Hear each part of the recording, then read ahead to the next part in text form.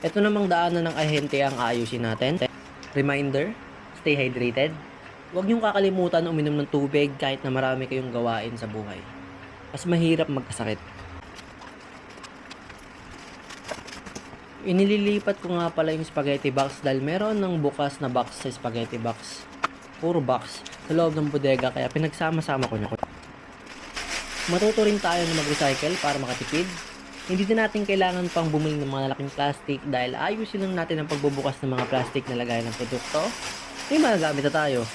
Inililipat ko na nga pala yung mga diaper dahil gagamitin ko tong space na to para lagayan ng iba't ibang klase ng plastics at para sama-sama lang din lahat ng mga diaper.